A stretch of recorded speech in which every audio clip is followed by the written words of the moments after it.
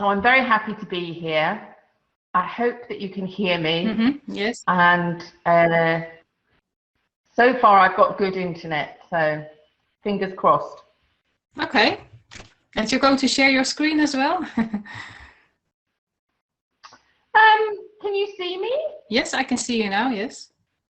Yeah, I don't have any slide things, so you don't have? I don't have anything specifically to share. Oh, okay. So just me talking. Yeah, well, that's great as well. So, thank you so much for inviting me into your group, and I hope this is going to be a really useful session for everybody.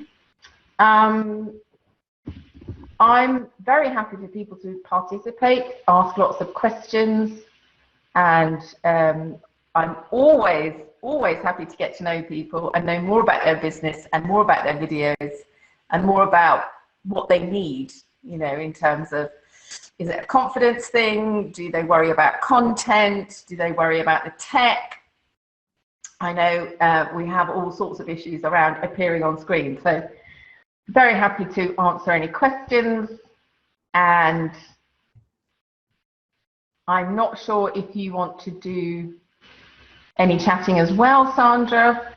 Yeah, or if you want me to just kind of plunge in. I do have some questions, so.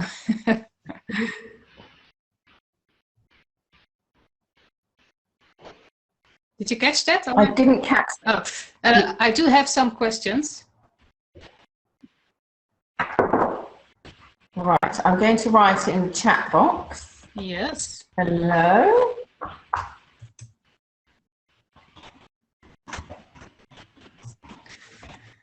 I'm just, oh yeah, hello, yeah, I see that. Great. Well, this is fantastic. Yeah, but how do you do that? Because I can't see how I can make a chat. Can you see me? Yeah, I see you. I see that you chatted, hello, please ask any questions you have. And now my question is, how can I type a question in the chat? Because I can't see. Well, I guess, do participants come on screen, or they're better just putting their questions in the chat? Yeah, but I also want to do a chat, but I can't see how I can do that. And I had this problem before. So how do you post a question in the chat? I can do that in my Facebook Lives, but I don't see it here in the Facebook room. Well, I've got my live comments coming up on the right of the screen. Yeah, I also have that. I see your questions on the right side, but I cannot pop a question myself. That's weird. Yeah. Okay, it's not letting you type in. Sorry? That's very strange, isn't it? It is. So you have on the right side, you have, I see your chat, and below that you can ask a question. Or type of question. Yeah. I can do that. Weird.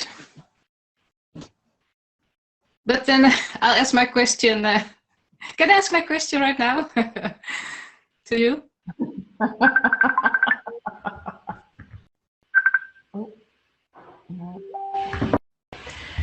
Okay, so we're about 8 minutes past 11. I'm happy to go in with my chat about being brilliantly you on screen. So why don't I do that? If I run through some of my top tips, and then I'm going to ask you some questions about video as well, Sandra. Then I just plunge straight into the kind of mini training, and we can go from there. How does that sound? Right. Okay. So, hey everyone, I'm Vicky Blades. I'm a video coach. And the reason I'm a video coach is because I've been an actress for 17 years. So I have lots of screen experience.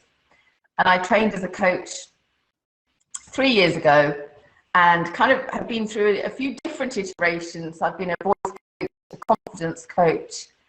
And then I realized that what people really need is they need confidence to appear on screen. So that I am now a video coach.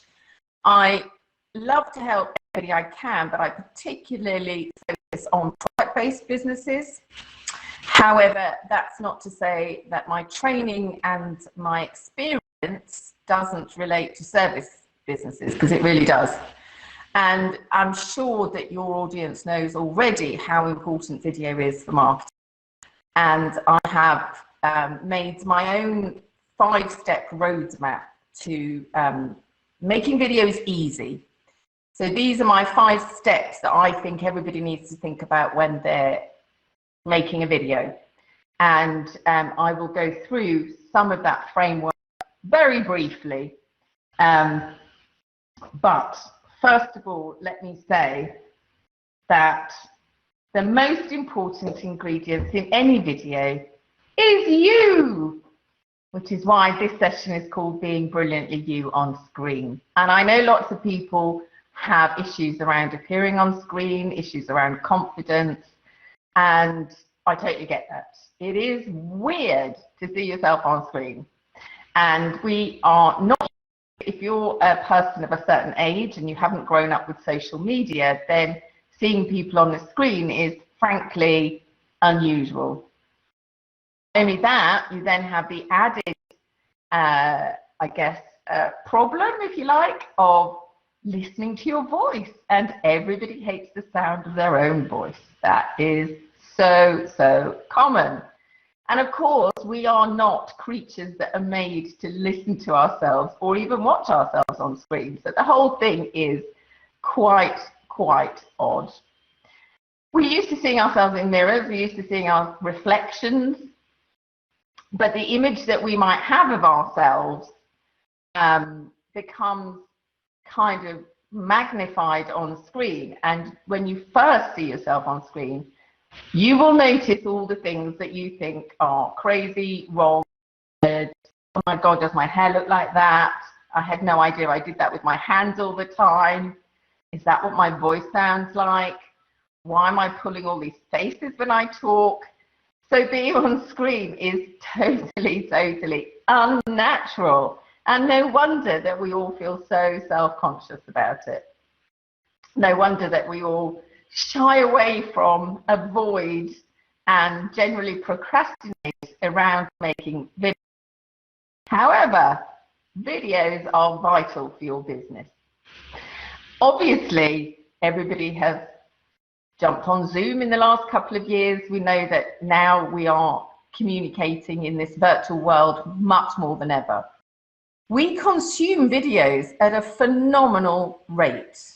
And therefore, all the social media platforms want us to make more videos. Even Instagram announced recently that they really want to push video, photographs and images. So we have lots of platforms that we can use for our videos, and this is how many of our clients are finding us, finding out about us, finding our products and services. So video is a really vital part of marketing these days. I think you really have to get on a screen no matter what your business. And part of that is a getting to know you factor. We no longer buy just products. We buy knowledge, we buy information, and we buy people we like. And therefore, it's so vital to be on a screen with your face and talking to your clients so that they can build up the know, like, and trust factor. And I'll go into more about content in a little bit and how you can connect with your viewers, because the important thing is to build that connection and to build yourself as an expert in your particular area. So we are imparting knowledge, we are giving value, we are offering services, we are making products, and we need the customer to know not just about that, but about us personally as well, however uncomfortable that may be. So I'm going to whiz through some of my top tips in terms of prepping for a video, and we can talk more about content. I'll go through my framework, and as I say, I'm so open to questions, any questions at all. But let me say this, my mantra is over prepare and under rehearse. What I mean by that is that there's so many things you can do before you hit record on a video that will get you into a place of feeling more comfortable and feeling more confident. And taking these little steps, taking action, will actually help to alleviate some of that anxiety around making videos. So over prepare, what are the kinds of things that you can do to prepare for your videos? Well, first of all, really practical things. Lighting. Now, our cameras on our phones and our laptops are wonderful, but they need an enormous amount of light. If you're finding your videos being fuzzy or unfocused, it's generally because it's too dark. The best lighting you can get is to sit in front of a window. The natural light washing your face makes us able to see this, which is really important, and you don't need any. There are ring lights, obviously, and I have to say, in my house, I have lots of dark corners. So having a ring light, particularly if I'm doing anything at night when it's dark outside, I have to have a ring light. And what you can do in terms of lighting is experiment, and this is highly recommended. Walk around the house with your phone or your laptop and just see where the lighting is best, where your camera is focused, where we can see your face, we don't have any strange shadows. And if you're recording at night, then bring in all the lamps you have in the house. If you don't have a ring light, that's fine. You can use standard lamps and anything just to give you a wash of light. Generally, the light needs to come from behind your device onto your face. So that's my top tip for lighting. And I can't stress enough that you do need to find a place wherever you are. It doesn't have to be huge. You don't need a studio. You don't need a special place. It doesn't even have to be your office, but somewhere that you can sit comfortably and have good lighting is really vitally important. Because there's no point doing videos where we can't see you. Then we need to talk about framing, and you can see here, actually, I'm not mad keen about this framing, and I'm afraid the lighting is fantastic either, but the framing is called newsreader framing. So we've got a head, we've got shoulders, and we've got a little bit of background. I've got a little bit too much here. The reason that we like that framing is, A, we're used to seeing it on TV. So newscasters, presenters, this is generally how we see them. And it's also how we would generally have a conversation with our friends. So sitting across the table from someone, sitting in armchairs, sitting in a cafe, we would generally be focusing on this part of the person that we're talking to. And so it feels very conversational. Things not to do when it comes to framing is to have your device down on a desk or a table so that you're looking down, and also not too close to the camera, because that can feel a bit like you're invading someone's personal space. So again, play around with it. You can open Zoom and go in and have a meeting with yourself to check your lighting and your framing. Then audio is super important as well. And again, whilst our devices are brilliant in all sorts of ways, audio can be an issue for many reasons. So I generally advise people to use headphones. Cheapy headphones that you get on your phone are absolutely fine.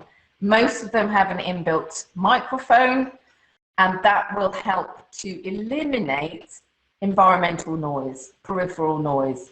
People walking around in the house, gadgets, central heating, boilers, you know, anything that makes a noise can be picked up if you're not using headphones. Now, I have these wonderful Bluetooth headphones, but when I did my audio test before this meeting started, it wasn't coming out as crisp. I don't know what's wrong with them. The microphone wasn't working properly, so I ditched them.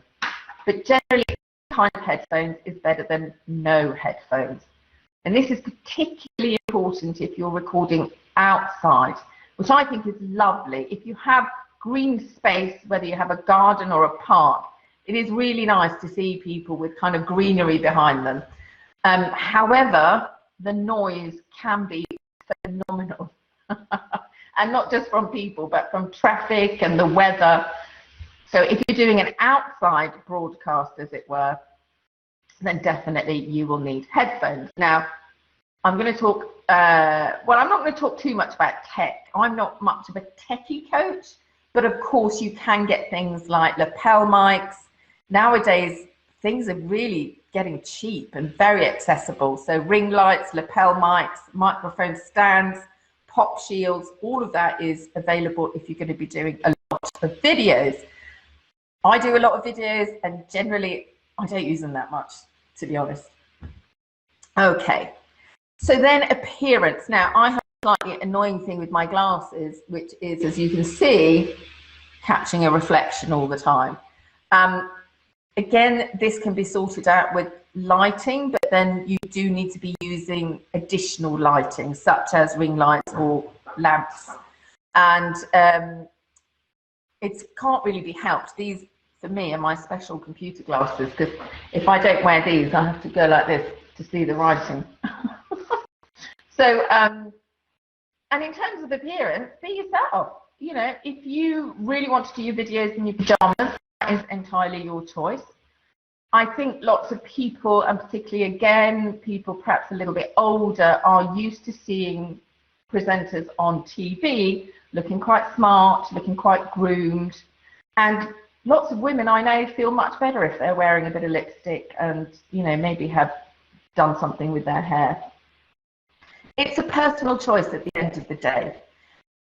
And I think it's okay to be appropriate. You know, if you're doing a gardening video, we wouldn't expect to see you, you know, fully groomed and dressed up. So be aware of your audience, be aware of what makes you feel comfortable, because that's really what's important at the end of the day. And I think in some ways it's nice to make an effort, because this is work. This is like going to work. And if you would make the effort to go into an office, then make the effort to appear on a screen. And I have done videos in my pajamas. Once when I was sick, I was demonstrating the power of vocal warm-ups. So I did, did a video from my sick bed. And then I did another video when I was on a film set later that same day. But generally, you know, whatever you feel comfortable with, it is great. And the only thing I would say is avoiding patterns really, especially black and white. Black and white can become very distorted. Even with natural light, we can start to see, it's almost like one of those, what do they call them, optical illusions. So you can start having an optical illusion all over your blouse. And if you wear bright white, like a shirt or something, again, it can pick up some weird color, green and purple, and that can be a bit distracting. But other than that, it's all about being you. Now, in terms of content, I think that the #1 mistake that everybody makes, particularly when they're starting with videos and lives, is cramming too much information in there. Because once you get into the flow, you're chatting, you know, you're imparting some piece of wisdom, information, whatever it is, the temptation is to keep going and say, oh, and then there's this other thing you really need to know. And oh, I just need to tell you about this bit. And then the whole message gets diluted. So I say pick a topic and pick 3 points that you want to make about that topic, about that product, about that service. Because you can always make more videos. and you can make it into a video series. Perhaps you have a product and you want to talk about the ingredients, and you want to talk about the packaging, and you want to talk about the colors that are available. That's fine. We can't take much more than that on board. However, if you then want to go on and talk about how much you love the product and how much your customers love the product and how easy it is to order the product, that would be another video. So be aware that it's tempting to cram too much information into a video. If you're doing training videos, a good piece of advice is, and this is from my days as a workshop facilitator and a teacher, which I've done for many, many years, tell them what you're going to tell them. Tell them what you've told them.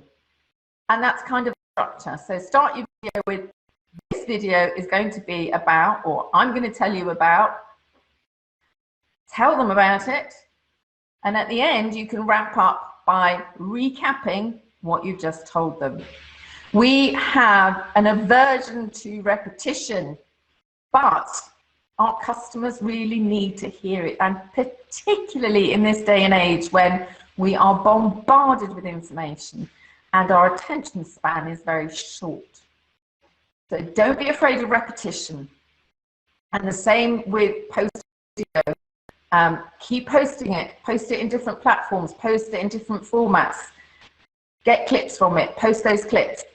Use it again and again and again. And I'll come on to that in a moment. Now, dealing with nerves. Yes, we all get a bit nervous when we're going to speak in front of an audience, whether it's in a room, presentation, training, or on screen. And the way to deal with that is to obviously prepare so that you've got everything to hand. And then take a few calming breaths.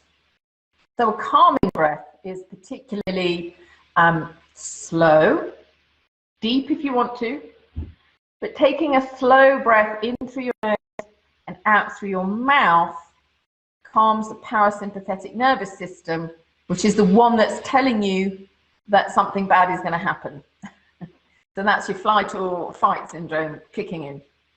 But taking those deep breaths, slow breaths, in through the nose, out through the mouth, is really useful. And in fact, I mean, there's many, many breathing techniques. I have tons in my toolkit, but probably the easiest one is the 3-4-5. So you breathe in for 3, you can hold for 4, you don't have to, and breathe out for 5. And it's about making the out breath longer than the in breath. So that should help to calm you down. Then there's all sorts of physical things you can do too, like rolling your shoulders back to make sure that you haven't got any tension there, anchoring your feet on the ground to make sure that you feel solid, that you've got a good foundation and a good base. Power postures. I do power postures with some of my clients. People don't like it, but everybody that does it says it works. So go and look up some power postures that you can do, and that's really to kind of ignite your testosterone actually, and that gives you that kind of slight, you know, competitive feeling like, yeah, I can do this. The thing that we learn as actors, which is a skill that's quite tricky but absolutely doable, anyone can do it, is to turn fear into excitement. Because fear and excitement have the same neural pathways in the brain, and they both ignite all sorts of things in the body physiologically. So instead of letting fear overtake us, we find a way, we find techniques to turn that fear into excitement. And I had a lady the other day, and I thought this was so brilliant. She said, yes, I feel uncomfortable doing videos, but I know that my message is so important that actually I focus on the message, and I know that I have to get it out there for people to listen and watch. And so that helps me to get over my own discomfort and my own anxieties. And I think that is a really good way of looking at it. You are bringing value, excuse me, you are bringing value and your message is important. In some ways, you have to kind of get over yourself and get over your own insecurities and get on with it. Probably the number one thing that I teach my clients is to get going. Because the sooner you get going, the more comfortable you get, the more natural this will become, and the sooner you will start to build your library of videos. What if you made one video a week, starting today? This time next year, you'd have 52 videos, which would be brilliant, right? A library of 52 videos, that could probably last you forever. My tip is to upload your videos into YouTube. You can have them unlisted, you can have them private, it doesn't have to be for any public consumption. But once they're in there, it's so easy to share the link. And it is super easy to edit them as well. There's a whole editing studio in YouTube and lots of tutorials. So if you wanted to chop the end off or chop the beginning off, or perhaps you wanted a clip in the middle, it's really easy to do. However, don't be overwhelmed by editing. Editing is a huge skill, and when films are made, editing forms over 50% of the entire process. So it's easy to fall down a rabbit hole, and it's easy to make it an excuse. I'm not going to make videos because I'm no good at editing and I don't have the time to learn a new skill. Fine, then don't edit. Honestly, it's better for you to go out and make videos and forget about the editing than not make videos at all. I also tell my clients never to do more than 3 takes. Again, it's so easy to be self-critical, self-conscious, watch yourself back and go, not good enough, not good enough, not good enough. I had one client who had done over 100 takes on her video and decided none of them were good enough. It's another way of procrastinating, another way of avoiding getting on with it. So max 3 takes. If you haven't got your message out in 3 takes, then go away, do something else and come back to it. I often do, fall over my words, forget what I'm saying, or I get some, noise or something and have to start again. That's fine. But in terms of getting your video out there, max 3 takes. Now, it reminded me of something and I can't remember what it is. Yes, okay, I'll carry on. One of the best pieces of advice I can give anybody in terms of delivering what you're saying, how you're saying it, and this goes for any kind of speaking actually, is to breathe and slow down. We forget to breathe. We get nervous. The breath becomes short. We start to feel like we're short of breath. We start to panic. Take time. Take a breath. There's no rush. We're all human. We can all stick with you while you're breathing. But it's something that's easily forgotten. Breath control is super important for delivery and for your voice. Slowing down helps you to remember what you're saying. Lots of people think that they need to rush in case they forget something, but actually the opposite is true. The slower you are, the more likely you are to remember everything you need to say. It also helps your audience, and let's not forget your audience may have never heard you, never heard your accent, never heard your voice, and there is a time delay when we first listen to someone, and we need to kind of calibrate their voice. And so particularly in the beginning of anything, you do need to be slow. Slowing down also does another 2 things. It helps you to sound authoritative because you're not madly rushing. Rushing makes you sound nervous and not very confident. Slowing down helps you to sound more, not necessarily serious, but certainly as if you know what you're talking about.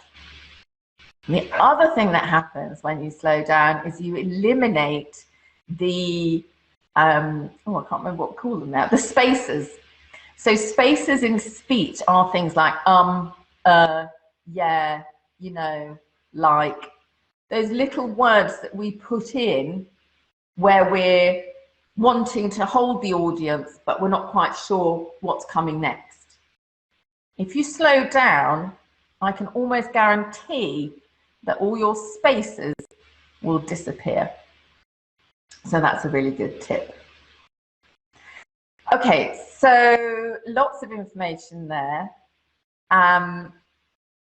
Generally for any video, I would say, and going live as well, lots of people find going live terrifying, but actually, once they get into it, they tend to find it easier than recording videos and uploading them.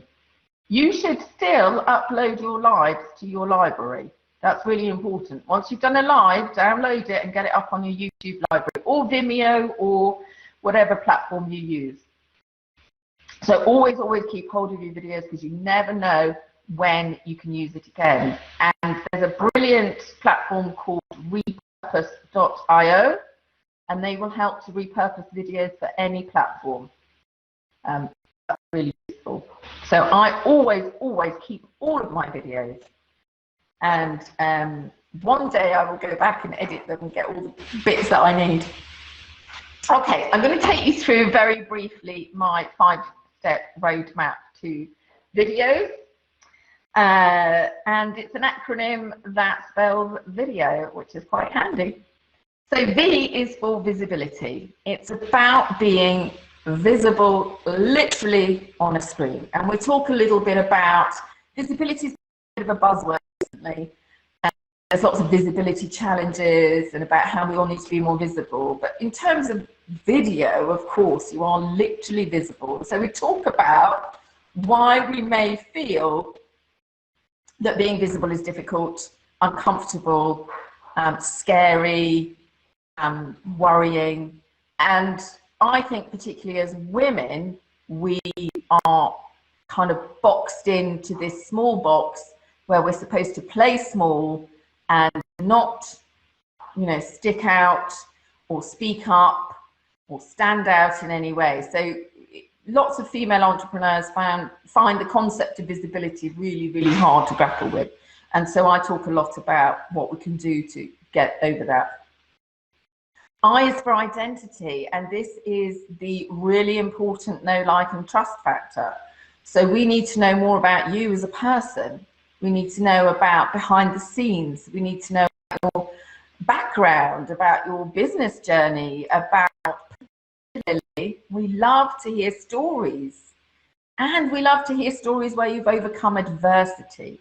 You will see lots of people online, lots of online gurus, talking about, you know, how they started off penniless or how they started off in a bad place and how they've overcome that. And that really appeals to us. That's a really kind of ancient part of storytelling. There's always overcoming adversity, and we love to connect with that in the people that we listen to on screen. D is to demonstrate.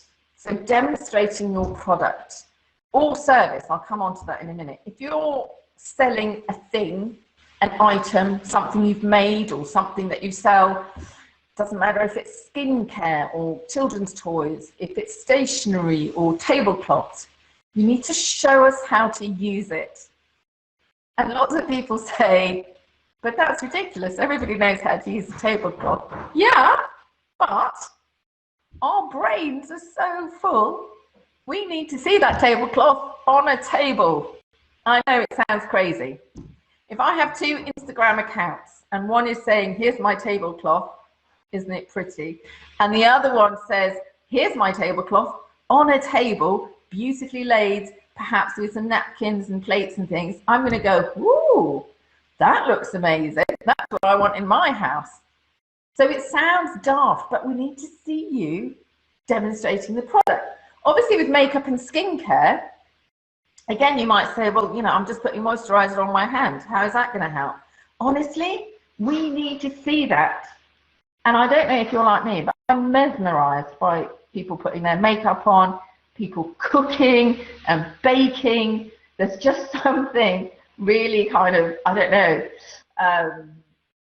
human about it, I suppose. So let's see the products on you. Let's see you wearing the earrings. Let's see you with the handbag, maybe putting things into it, demonstrating your product, and in some ways treating your customer like they've never seen that product before. I always say, imagine they're an alien or even a toddler, and they have no clue what your product is or how to use it.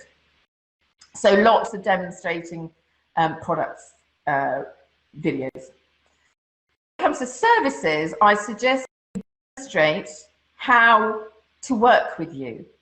Lots of people perhaps might come across you, and maybe you're a holistic therapist, maybe you're a coach, maybe you're a, I'm trying to think what I had somebody the other day who did, what did he do? I think it was some kind of aura healing, crystals. The thing that stops people from clicking the button to book an appointment is often because they're not really sure what's involved. A bridal hair is another one. You know, a bridal hair, you know, that's something that you probably in your life, and you might have had friends who've done it, but it's still going to feel a little bit like, oh, I don't know, am I supposed to go to them? Do they come to me? How does it work? How often do we meet? How long is the consultation? So with services, I suggest that you do a kind of walkthrough of an appointment. You know, this is what it looks like. You know, first we talk on the telephone. First you click the button, then this happens. Then we make an appointment, and this happens. And again, that can all be in one video, or you can make it into lots of little videos. You know, come into my therapy room and see where you will be, you know, having the treatment. Come and look at my crystals. This is what I'm going to be using. And you can do all that without giving away, you know, exactly your superpower. But we need to be treated as if we don't know anything. Again, with coaches, lots of people don't know what coaches really do and how it works, and will it be difficult? Do I have to do homework? You know, how am I going to fit this into my life? So the easier you can make it for your customer with lots of how-to videos, the better. Okay, so E is for every week. And now we're talking about, consistency.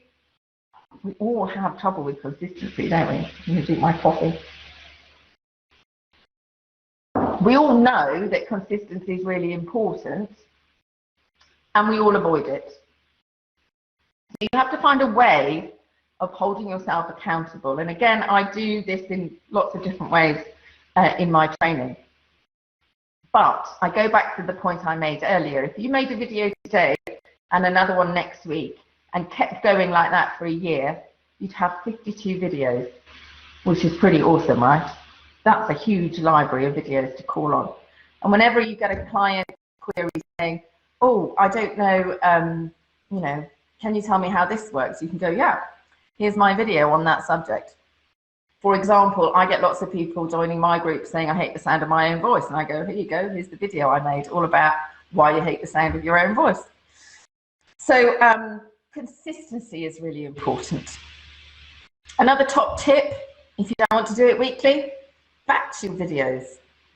I spend some days without makeup on, so the days that I do, I think, right, now is the perfect time. I'm going to go and make a load of videos because I'm ready.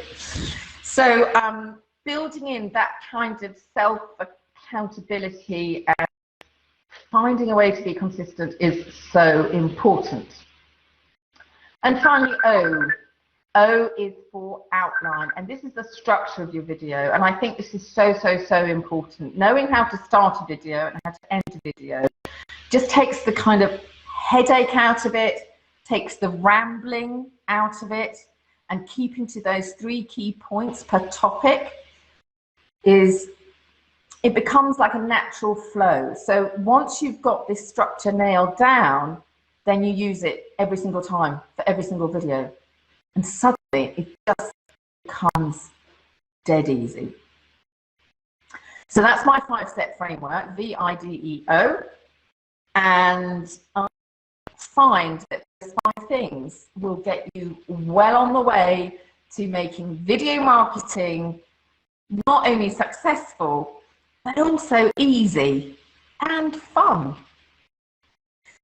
And the other thing I'm going to say is avoid making really long videos to start with. The length of your videos should be variable. You should have short ones, long ones, but anything over 3 minutes is probably quite specific. So it's probably answering a very specific question, or it's training. If you just want people to get to know you, get to know who you are, get to know your business, then keep your videos to kind of 2 or 3 minutes. And experiment. Doing really short videos, like 30 seconds, is really, really hard. But once you start to get more confident, then you can start to experiment with doing both long and short videos. And obviously longer videos, I feel, are more for kind of training, because you're imparting a lot of information. I'm going to wrap it up there, Sandra. I don't know if there's anything else that you want to know or any other questions that people have, but that's a kind of super quick whiz through the kind of work I do with my clients and the kind of tips and training that I provide. Well, thanks, Vicky. I do have a question, and that is, how do you hold your smartphone, your cell phone? Well, how do you hold like this, or like when you were? Yes. So, do you mean horizontal or vertical? Yeah, and also how high, like this or like this? Right. You will see, if you go on Instagram, you'll see all the influencers holding it up here. This is a really flattering angle because you're looking up. It really makes your face look nice. So if you can, obviously you can use a selfie stick, but I would definitely have it slightly up and looking up into the camera if you can. It's a bit different if you're doing it on a laptop and you're doing this, but that is super flattering, and that's why all the Instagram influencers do that. Most people will consume your video vertically because they're looking at it on their phone. Yeah. And that's why I do nearly all of my videos vertically, because that's how they are being viewed. There is a place for horizontal videos. I think you like horizontal. So it depends a little bit on what your purpose is with the video. But bear in mind that most people are consuming videos vertically. And do you also post these videos that you do on Instagram? Do you also post them on YouTube? Because that's like they have another format. I post everything I make on YouTube. I have a library of over 100 videos on my YouTube, just because then they're all in one place. I can easily get the link. I just find it's like having a library.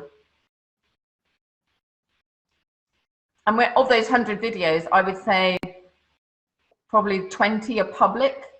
And honestly, I don't really market my YouTube channel. It's kind of something I have in the future. I'm going to start to push it. So at the moment, for me, it's story. Okay. But yes, you don't want to lose your videos. If you keep them on Facebook or Instagram, of course, your account can be blocked or deleted at any time. So definitely keep them somewhere else. Yeah. Okay, and you also said something about a power posture. Oh, the power posture. Oh yeah. So these are really fun. There's lots of them. So for example, there's the Wonder Woman, where you stand with your feet planted quite far apart, and you know, hands on hips, and you just give yourself a good all right. Here I am Wonder Woman.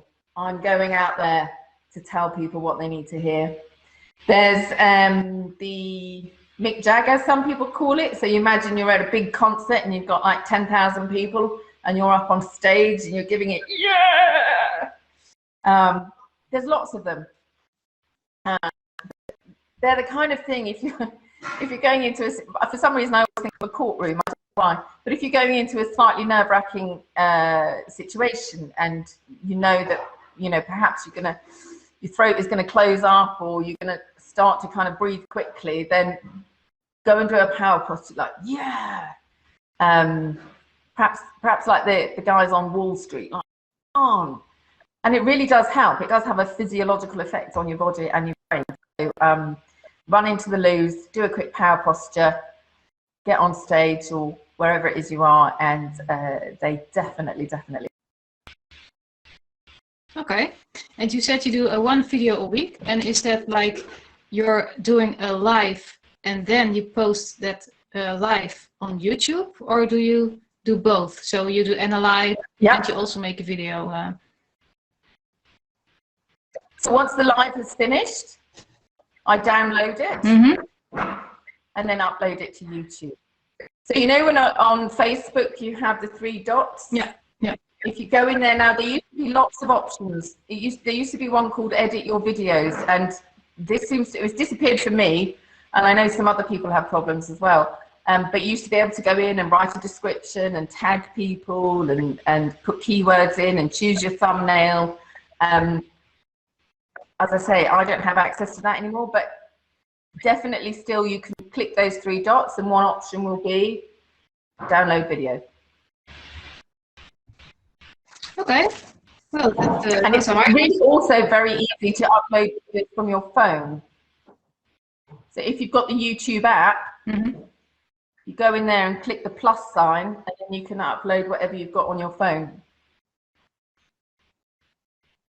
Okay. Great. Thanks. Nice tips. And I'm definitely going to post some videos on YouTube. Yeah, it's just, well, I mean, if you want to keep them on your laptop, that's fine as well. But I just like mine in one place, easy to share. Yeah. Anybody has a question, I tend to have a video about it and I go, yeah, have a look at this. Especially your lives, because you already did a live, so you can download it and use it as a video. Yeah, of course. Yeah. Oh, great idea. Okay. Well, do you have any questions or? Yeah, I was going to ask, Sandra, what do you feel about videos? How do you use them? What's your video journey like? Well, I know I need to do more videos. It's in the, yeah, I'm busy with setting everything up now. I did record my training this week, and now I also want to do more videos. And also more live, so I can, you know, if I did a live, then I can download it and post it on YouTube.